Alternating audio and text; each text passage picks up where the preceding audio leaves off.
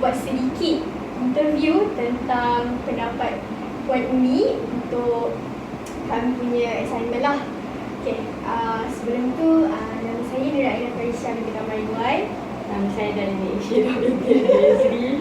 Okay, hari ni saya nak tanya Puan tentang beberapa soalan. Kami nak tanya Puan tentang beberapa soalan tentang pengalaman Puan atau latar Puan, semualah. Kami harap kedatangan kami tak memberatkan Puan. Okay, sebelum mula sekali saya nak Kak Syirah dulu lah. Okay Puan, mungkin Puan boleh cerita sikit tentang latar belakang Puan, nama Puan, umur ataupun apa dari segi Puan belajar dalam bidang pendidikan awal kanak-kanak ni dah berapa lama macam tu. Okay, Assalamualaikum. Saya Olga Sumiti Murad, berasal dari Johor, berumur 36 tahun tahun ini. Okay, saya mempunyai 3 orang anak. Okay, saya mencuba dalam bidang ini rasanya dah lebih 10 tahun lah daripada pengalaman saya menjadi pengasuh biasa sehingga menjadi seorang pengusaha taska. Okay, saya juga mengusahakan 2 buah taska di Siti Alam dan juga di Bandaraya Shah Alam. Okay, pengalaman saya untuk mengusahakan sendiri dah masuk 8 tahun taska. Saya juga sekarang sedang menjalani master di dalam bidang early childhood di pendidikan UPSI Selangor, Tanjung Malim, Perak. Dan punca terjebaknya dalam bidang ni adalah daripada mungkin sifat saya yang suka budak-budak daripada kecil. Jadi bila kakak saya buka taska tu, saya lah jadi cikgu pertama dia, iaitu mendidik, tetapi dengan tanpa ilmu. Maksudnya tanpa ilmu, kita hanya mengasuh daripada rumah, jaga-jaga pengasuhan daripada mak saya lah. Tapi daripada situ saya cuba menggali lagi, mencari ilmu dalam bidang menjadi lah sehingga sekarang. So maksudnya Puan mula daripada diploma ke atau macam mana? Okey, saya bermula daripada zero macam saya cakap tadi, daripada pengasuhan daripada rumah, ajaran mak saya sendiri. Tetapi bila dapat saya dalam bidang ini, saya mengambil SKM lah, Sarjana Kemahiran peringkat 3. Seterusnya saya ambil DKM, dan daripada DKM tu saya terus mengambil peperiksaan APEL, okey, untuk melayakkan diri saya untuk melanjutkan pelajaran ke master DKM tu, diploma kemahiran. Tentu boleh saya tahu nama cikgu? Nama saya Zaidah Turashida. Boleh panggil cikgu? Ida. Cikgu Ida. Cikgu. Berapa lama mengajar ke sini? Saya dah mengajar 23 tahun. First, saya mengajar di Perak, di Teluk Intan sebab Salib, kota sana, kota Perak. Walaupun saya orang Selangor, tapi saya mohon untuk masuk ke bidang ni melalui negeri Perak. So saya mengajar kat sana. After berapa tahun, 2 tahun, 3 tahun macam tu, saya kahwin and then saya balik ke Selangor. Saya transfer ke Selangor and then saya mengajar di sini dah 20 tahun di sini lah. First saya mengajar di Perak and then second saya mengajar di Tok Muda. Yang ni last lah 20 tahun saya kat sini. Kat sini orang panggil saya Cikgu Ila. Umur saya 36 tahun. Sudah berkahwin, anak seorang. Saya start bermulanya buka taska ni tahun 2010.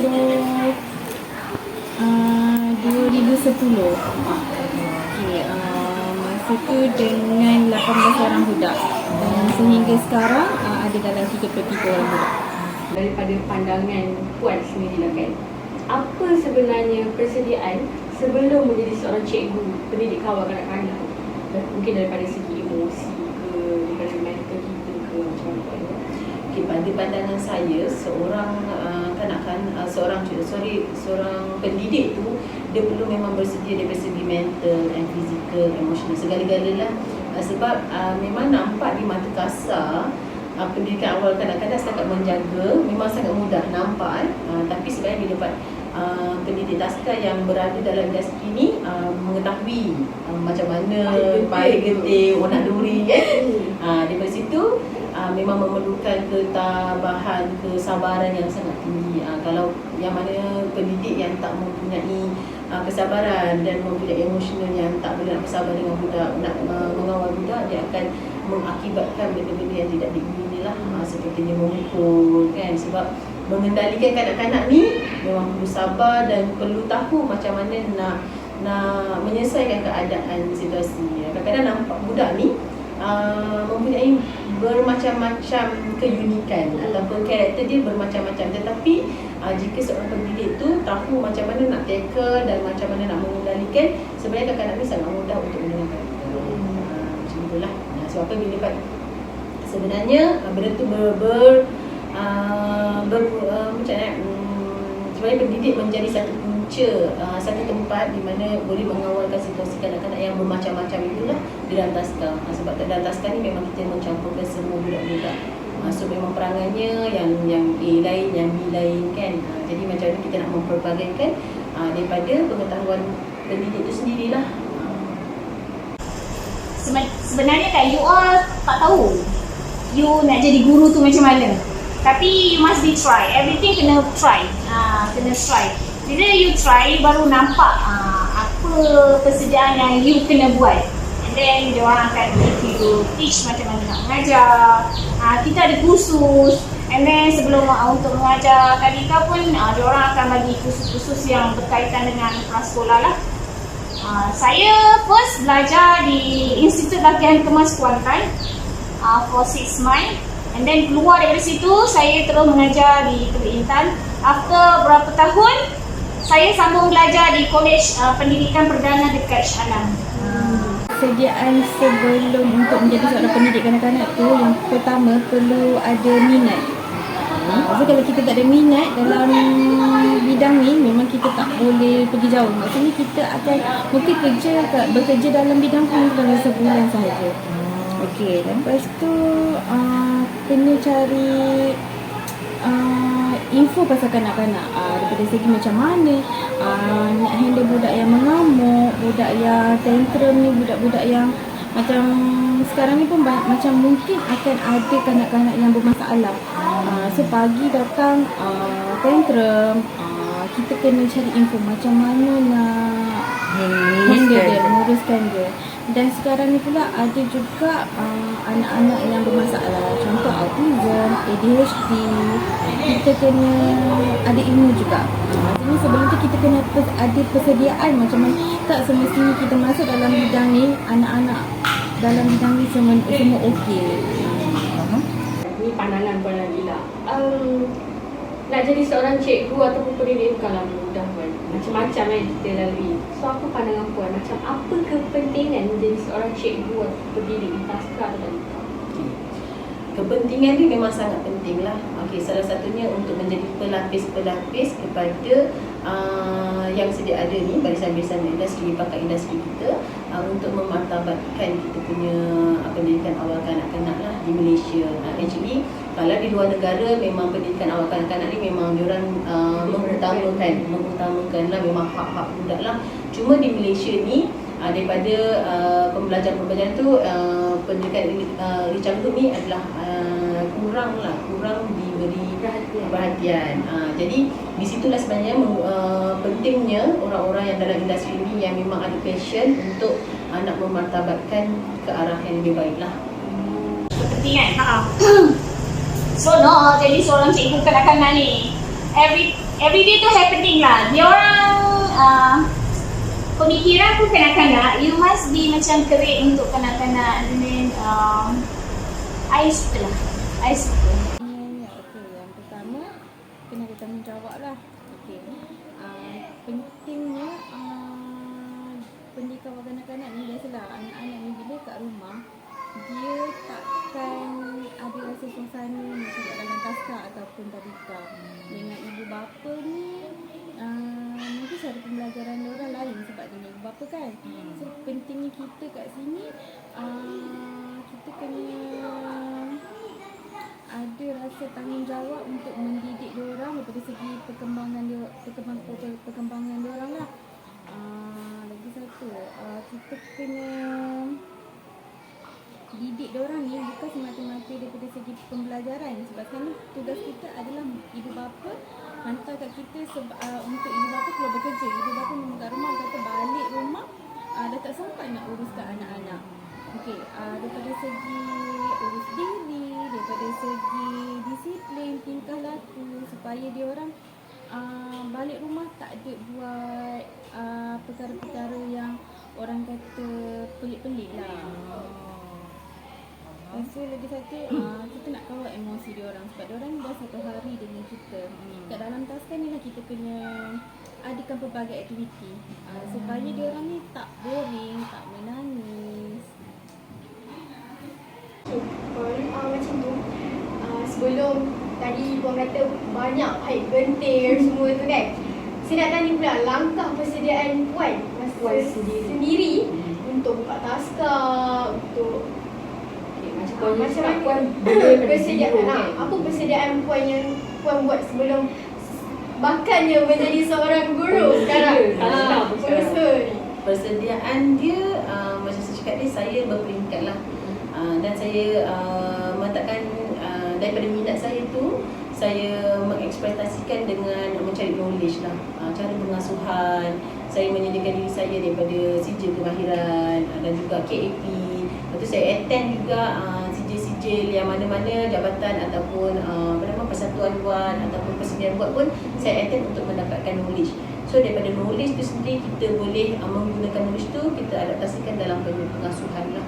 So daripada situ sedikit demi sedikit kita dapat knowledge, dan juga bila kita berada dalam industri kita boleh apply dia dalam keadaan yang sebenar lah. So kalau apa yang kita belajar tu sebenarnya tak sama exactly dengan apa yang berlaku di realiti. Situasi dengan yang sebenarnya tak sangat lain sebenarnya. Bila kita rasa macam saya cakap lah, rasa macam senang je buat susu, tapi bila practically-nya nak buat susu dia ada step. Salah step dia punya nutrition semua hilang. So macam mana kita nak encourage benda tu supaya dapat melahirkan sesuatu yang terbaik untuk anak-anak di sini. Macam sebelum ni saya mengusahakan taska dan tadika Islam Alia di Tasik Puteri Lawang. Itu lama jugalah. Daripada saya habis belajar 17 tahun sehingga saya berkahwin umur saya 20 lebih, lepas saya berhenti sekejap dan saya sambung balik semula. Memang banyak pengalaman dia. Kita tak banyak yang kena 10 tahun tu dia punya step-step tu. Kadang-kadang dalam industri kita rasa macam dah tak nak buat dah, penat dengan budak kan. Tapi bila kita dah berhenti, kita rasa kita try kerja lain tak boleh dengan kita. Tak masuk dan kita rasa okeylah aku jadi budak. Kadang-kadang pandangan orang hanya mengasuh tu adalah salah lah pada saya. Sebab dalam mengasuh ni kita boleh mendidik anak tu, mendidik pada hasil kita sebenarnya membentuk karakter, membentuk personality budak tu. Daripada kita lah hasil tangan kita tu. Sebenarnya taska ni pun kalau pada saya merupakan satu persediaan sebelum kanak-kanak tu ke alam tadika. Dan dari situlah kita mengajar mereka kan. Sebab tu bila dan taska ni bukan hanya mengasuh lah. Bukan hanya mengasuh, sebab dia memang banyak bermain. Tapi dalam bermain tu kena ada elemen lah. Sebab apa tak boleh nak main-main macam kita. Tapi kita boleh terapkan daripada sosial, emosional diorang, perkembangan diorang, kemahiran diorang. Daripada situ sebenarnya yang dapat memberi persediaan pada kanak-kanak tu untuk ke alam sekolah-persekolahan lah. Ikut pengalaman saya satu je, kita kena tahu macam mana nak handling. Macam saya cakap tadi, handling. Bila kita handling, kanak-kanak tu akan berasa seronok, jadi tak stres. Dengan menggunakan kaedah jangan bertegas sangat, tapi kena tegas juga dengan budak-budak ni, tapi tidak boleh terlalu tegas. Sebab budak kita nak marah pun 5 minit macam kita juga, dia ada fitrah. Cara kita nak membentukkan dia pun kena ada step. Kita tak boleh nak train dia macam mana orang dewasa. Macam kita cakap dengan cikgu, cikgu boleh dengar, boleh terima, tapi budak tak boleh. Cara fikiran dia tak matang. Jadi dia dari situ mewujudkan suasana yang seronok bagi budak, bukan seronok bagi kita, bagi budak. Kadang-kadang budak ni dia nak attention, nak bercerita. Kadang-kadang mama gini-gini kat rumah, papa gini-gini, tapi kita dekat sebagai dewasa kita tak payahlah ambil serius tentang apa dia cakap tu. Cuma dia cakap dia, okey nanti buat macam gini, tak apa, biarkan. So cara kita nak berinteraksi dengan budak tu supaya budak tu rasa kita engagement lah dengan langkah persediaan ni must be kena kuat daripada segi mental. Sebab kanak-kanak ni dia is like macam mana nak cakap kita dewasa nak masuk dekat alam kanak-kanak tu memang mesti bersedia lah. How you want to stay dekat diorang punya macam mana nak cakap, diorang punya kelosong tu, diorang punya keadaan tu. You tak boleh lah you bawa macam you stray kan. Kanak-kanak ni dia macam more to funny, everything nak kena create untuk tarik perhatian dia, nanti dia bosan. Kena you mental kena kuat, lepas tu you kena kreatif, you kena ambil mood dia. Langkah kesediaan tu, okey. Yang pertama kita cari info lah mengenai pendidikan kanak-kanak. Info ni macam-macam kita boleh dapat dekat. Sekarang ni dekat media sosial pun memang banyak. Okey. Lepas tu kita kena ikuti mana-mana kursus. Maksudnya contoh kalau nak masuk dalam bidang tadika, kita kena ada KSPK. Taska, kita kena ada kursus asuhan kanak-kanak, pemata. Sebelum tu kita kena ada ilmu. Okey. Bila kita pergi kursus, kita akan tahu macam mana cara nak buat susu, macam mana nak cara budak ni, cara-cara diorang nak mandi. Sebab dalam mandi pun bukan kita suruh diorang mandi macam tu je. So kita kena ada step, nak ada sabun dekat mana, bahagian mana. Sama juga buat susu. Kalau kita tak ada ilmu, kita takkan dapat susu yang berkualiti. Semua tu memang kena, walaupun kita tak pergi kursus, kita kena cari info. Saya nak serba sedikit lah kan. Cik Puan dah jadi seorang pengusaha sekarang. Dan ni kan, saya nak minta sedikit nasihat kepada kami yang baru nak mencelupung dalam bidang ni. Saya pun sangat susah. Saya susah, kami sendiri pun dah cuba praktikal, dah rasa dah macam mana emosi ni, apa cakap tu semua kami dah lalui. Asal kami nak nasihat sikit lah daripada Puan, apa yang Puan boleh bagi kami untuk kami menambahkan lagi kami punya Untuk menambahkan tambahan hati. rasa semangat tu. Okey, untuk nasihat saya kepada awak berdua dan juga kawan juga bakal-bakal, sebenarnya kena ikhlaslah. Bila kita kena ikhlas pada budak-budak tu, apa yang you give, you get back. Kan? So bila dapat keikhlasan dan juga passion dan juga pengawalan emosi lah pada saya, itu sangat-sangat penting daripada pengasuh-pengasuh macam owner pun, sebab bila terjadi sesuatu, dia impact dia sangat besar dan macam mana kita nak handling. So daripada situ kita tak nak berlaku benda perkara yang tak elok. So daripada awal lah kita kena readykan diri kita supaya tak nak berlaku macam itu. Contohnya pengabaian, accidentally. So daripada situ memang korang sendiri memang kena bersedia, macam saya kata tadi, bersedia physical, mental, emotional, segala-galanya supaya korang dapat menjalankan pengasuhan dekat taska walaupun di rumah pun dengan baik. Lepas tu ilmu pun sangat penting juga. Daripada ilmu yang kita dapat tu, kita dapat dapat membantu kita untuk mengawal, menghandle keadaan yang sebenar. Okay, last lah ya. Puan rasa perlu atau tak macam generasi muda sekarang ni pun mereka sangat macam cakap masuk bidang pendidikan kanak-kanak, mereka anggap ia mudah kan. Tapi ada yang bila ditanya kenapa awak pilih pendidikan kanak-kanak, kerana terpaksa. Jadi puan rasa perlu atau tak dia meneruskan ataupun dengan hati yang tak rela ataupun terpaksa, ataupun sepatutnya dia hanya berhentilah macam tu. Kiranya dah separuh jalan, lepas tu dia orang stop, berhenti. Macam cakap dia berbalik pada minat. Kalau minat tak nak, minat tu kalau dipaksa pun dia akan menghasilkan benda yang negatif juga. Tetapi ada juga yang bermula daripada paksaan, tetapi dia akan adaptasikan sepanjang pengalaman dia belajar, kan, dia bekerja. So mula timbulnya minat pun ada juga. Berbalik pada individu tu. Sekiranya pada saya memang betul taska ni sebagai satu loncatan. Ada juga sekarang kita dengar tak ada kerja, tiba-tiba dia jadikan taska sebab taska menyediakan tempat tinggal, banyak fasilitas yang diberikan.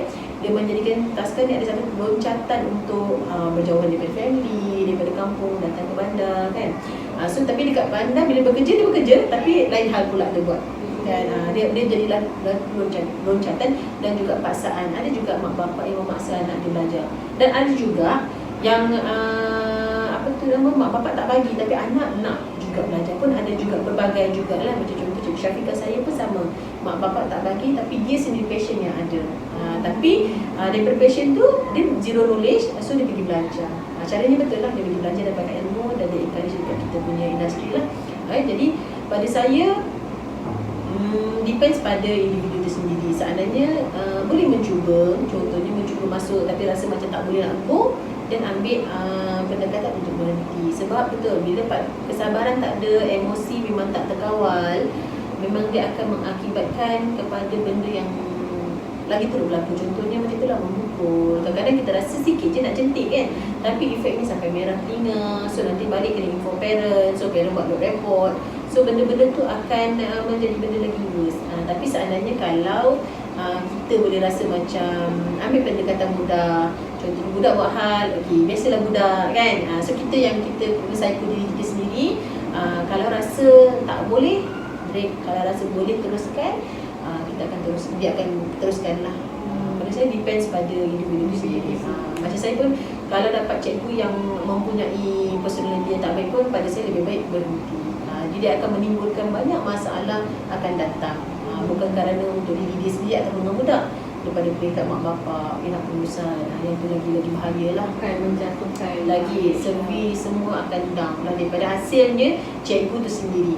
Sebenarnya sebab tu kalau pemantauan nak pemilihan cikgu tu kadang-kadang kita nak yang terbaik. Contoh daripada segi akademiknya, pengalamannya, tapi memang sukarlah nak dapatkan cikgu yang betul-betul buat masa sekarang ni, nak dapatkan cikgu yang betul-betul yang memang kita nak kompeten tu memang payah, tak tahu nak cakap masa. Jadi sebenarnya everything is new about tentang awak ni nak masuk dalam bidang ni.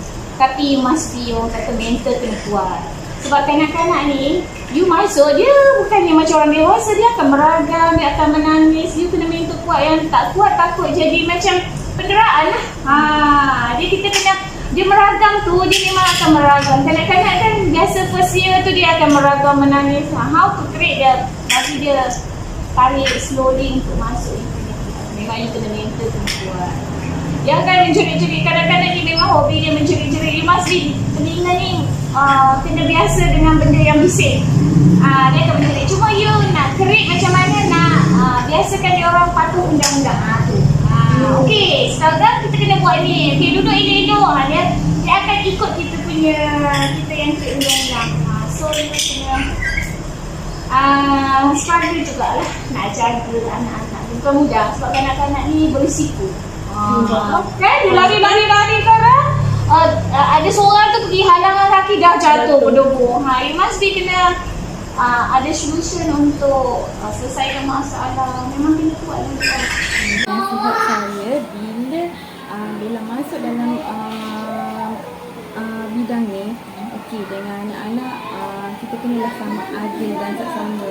Kalau kita tak semesti budak tu lemah, kita tak layan dia. Kita ambil budak yang ada kelebihan, yang pandai. Kadang tu budak yang lemah ni lah kita kena bawa ke depan. Contoh budak tu ada kanak-kanak yang pendiam, yang macam takut ke depan, nanti kita kena tarik dia. So lagi biasa sentiasa kena jaga emosi kita. Kita ada masalah dalam mind kat luar. Bila kita masuk sekolah, masuk pasca tadika, kita jangan bawa masalah kat rumah tu, kat tempat bila nak mengajar tu lah. Supaya dengan budak-budak tu kita tak ada efek kita nak marah dia ke. Lagi satu, mana-mana anak-anak yang macam ada masalah tu, kita lagi usaha untuk bantu dia. Contoh budak yang skilling, kita kena sentiasa bagi perhatian. Okey. Saya rasa setakat itu saja untuk video kami. Sekian daripada kami. Terima kasih. Terima kasih cikgu bagi inspirasi pada kami yang bakal masuk ke dalam perguruan ni. So terima kasih juga luangkan masa bersama saya lah. Sama-sama.